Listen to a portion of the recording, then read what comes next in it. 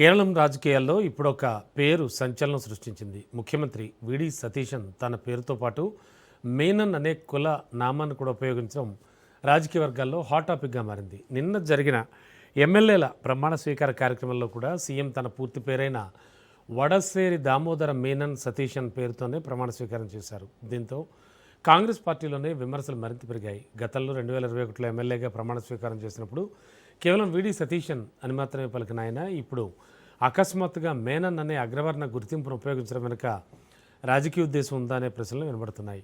కాంగ్రెస్ అధికార ప్రతినిధి జింతో జాన్ సైతం ఈ అంశంపై స్పందిస్తూ కులాధారిత గుర్తింపులకు దూరంగా ఉండే కాంగ్రెస్ మరింత సమ్మిళిత రాజకీయాలకు ప్రాధాన్యం ఇవ్వాలని వ్యాఖ్యానించారు. ముఖ్యమంత్రి సతీశన్ డాక్టర్ బిఆర్ అంబేద్కర్ రచనలు చదవాలని కూడా జింతో జాన్ సూచించారు. ఇదే సమయంలో ఇండియన్ యూనియన్ ముస్లిం లీగ్, జమియా ఏ ఇస్లామీ వంటి మిత్రపక్షాల మధ్య తన అగ్రవర్ణ హిందూ గుర్తింపును చాటుకోవడానికి సీఎం ఈ పేరు ఉపయోగిస్తున్నారనే విమర్శలు కూడా వినబడుతున్నాయి. అయితే ఈ విమర్శలపై సీఎం సతీశన్ భావోద్వేగంగా స్పందించారు. అది నా తండ్రి పేరు.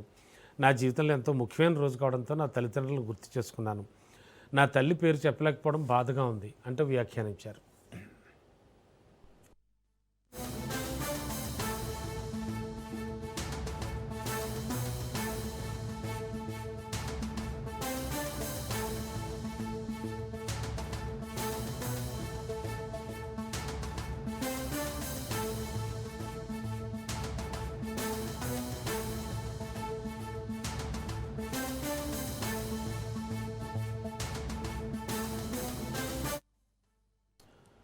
విడి సతీశన్ది నాయర్ కమ్యూనిటీ.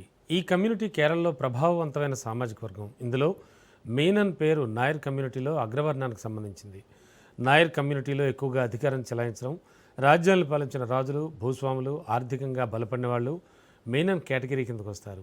సతీశన్ ఎమ్మెల్యేగా ప్రతిపక్ష నేతగా ఉన్నప్పుడు తన పేరులో మేనన్నని ఎప్పుడూ పలకలేదు. అయితే ముఖ్యమంత్రిగా ప్రమాణ స్వీకార సమయంలోనూ అలాగే అసెంబ్లీలో ఎమ్మెల్యేగా ప్రమాణ స్వీకార టైంలోనూ మేనన్ అని పదే పదే నొక్కి ఒక్కాడించడం, తాను కేరళ కింగ్ను అని చెప్పినట్లు అనే విమర్శలు వినబడుతున్నాయి. మరోవైపు తన తండ్రి పేరులోని చివరక్షరాలను పలకడం అహంకారం కిందకు రాదని, ఆత్మాభిమానం కిందకు వస్తుందని సతీశన్ మేనన్ స్పష్టం చేస్తున్నారు. మరోవైపు అసెంబ్లీలో ఎమ్మెల్యేల ప్రమాణం కూడా ఆసక్తికరంగా సాగింది.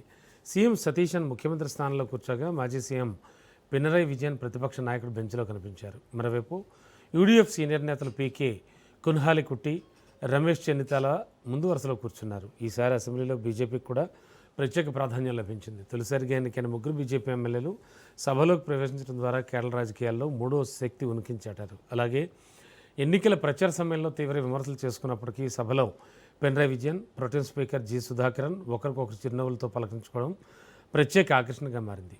మొత్తానికి కేరళం అసెంబ్లీ తొలి రోజు రాజకీయ హీట్, భావోద్వేగాలు, కొత్త సమీకరణాలతో ఆసక్తికరంగా మారింది.